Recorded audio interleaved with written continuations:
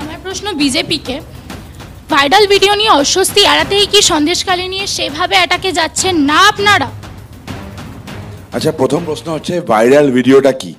যেটা বলা হচ্ছে তৃণমূলের তরফ থেকে 2000 টাকা করে দিয়ে নাকি এই আন্দোলনটা করানো হয়েছে, তাই তো? আচ্ছা, ছোট্ট প্রশ্ন আছে, বেসিক সেন্স। মমতা বন্দ্যোপাধ্যায় পশ্চিমবঙ্গের বিভিন্ন জায়গায় বিশ্ব বাংলার বল লিখলেও আমাদের কপালে তখন লিখতে পারেনি। তো সেখান থেকে বলছি, লক্ষ্মীর ভাণ্ডারে কত করে পাচ্ছে? 1000 টাকা করে। এসসি এসটি হলে কত করে পাচ্ছে? 1200 টাকা করে। তাহলে 2 মাসে 2400 টাকা। 2000 টাকা থেকে নিশ্চয়ই বেশি হয়ে যাচ্ছে। 2400 টাকা পাচ্ছে, আবার 2000 টাকা লোভে এটা করবে? আচ্ছা, আমি মেনে নিলাম এটা ভাইরাল ভিডিওটা সত্যি। তৃণমূল নেতারা ওখানে ক্যাম্প বসিয়েছিল কেন? ল্যান্ড গ্র্যাপিংয়ের কেসটা অ্যাডমিট করেছে। প্রথম রেপ কেস স্টার্ট করলো কে? পশ্চিমবঙ্গ পুলিশ। কেন অ্যাকসেপ্ট করেছিল? সিকিউরিটির কথা আসছে আজকে। সিকিউরিটির কথা, হাইকোর্টে যে রায়টা সিবিআই তদন্ত দেওয়া হয়েছিল, রায় পরিষ্কার ছিল, ডিস্ট্রিক্ট ম্যাজিস্ট্রেটের উপর ডিরেকশন একটা, যে প্রত্যেকটা কর্নারে লাইট বসাতে হবে, প্রত্যেকটা কর্নারে সিসিটিভি বসাতে হবে। আজ পর্যন্ত বসানো হয়নি কেন? সুপ্রিম কোর্টে রাজ্য সরকার গেছিল শাহজাহানকে বাঁচানোর জন্য। কী কোনো গেছিল? সুপ্রিম কোর্টে গিয়ে বলে শাহজাহানের এই সিবিআই অর্ডারটা গেছে, রাজ্য ছুটেছিল। সেখানে দাঁড়িয়ে সুপ্রিম কোর্ট প্রশ্ন করেছিল যে তোমরা এই ল্যান্ড গ্র্যাপিং ইস্যু, এই শাহজাহানের মতো লোক, তার বিরুদ্ধে কেন আসছো? সেখানে দাঁড়িয়ে রাজ্য বলছে আমার একটু টাইম চাই। আমি আবার বলছি, ওকে, রেখা পাত্র আমাদের ক্যান্ডিডেট, প্রিয়াঙ্কা দি যে মামলা করেছে, যার মামলার ফলে রায় হয়েছে, সেখানে গেছিল। ফাল্গুনি দি আমাদের মহিলা মোর্চার প্রেসিডেন্ট, সে ওখানে গেছিল। সন্দেশ খাইলি কেন? পশ্চিমবঙ্গের প্রত্যেকটা মহিলার পাশে আমরা আছি। ওর প্রশ্ন ধরেই একটা প্রশ্ন করি, ও একই সেম প্রশ্ন, যে সেভাবে ঝাঁপাচ্ছেন না কেন এই ভিডিও ভাইরালের পরে? আমাদের মহিলা মোর্চার প্রেসিডেন্ট ওখানে যাওয়া, আমরা আজকেও হাইকোর্টে একটা মামলা মুভ করেছি, গতকালও একটা মুভ করা হয়েছে। সিসিটিভি যে বসানোর কথা, নিরাপত্তার বেসিক জিনিস ছিল, অন্ধকারাচ্ছন্ন এলাকা, লাইট লাগবে, সিসিটিভি লাগবে প্রোটেক্ট করার জন্য। সেই ব্যাপারটাকে ইমপ্লিমেন্টেশনের জন্য হাইকোর্টে মেনশন করা হয়েছে। প্রিয়াঙ্কা দি ওখানে গিয়ে এফিডেভিট কালেক্ট করছে। এরপর আর কোনটা? আমরা প্রত্যেকটা স্টেপে আছি, আমি নির্যাতিতা মহিলাদের পাশে আছি।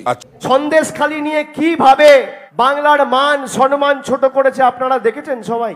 বিজেপির নেতা বলছে সন্দেশখালীতে কোনো ধর্ষণ হয়নি, আমরা মহিলাদের 2000 টাকা দিয়ে ভুয়ো ধর্ষণের অভিযোগ করিয়েছি তৃণমূল নেতাদের গ্রেপ্তার করানোর জন্য, আর বাংলাকে যাতে ভারতবর্ষের 140 কোটি মানুষের কাছে কলুষিত করা যায়। পুরো কথা শুনলাম, আমি জানি না, আমি অভিষেক বাবুকে অত্যন্ত সম্মান করি।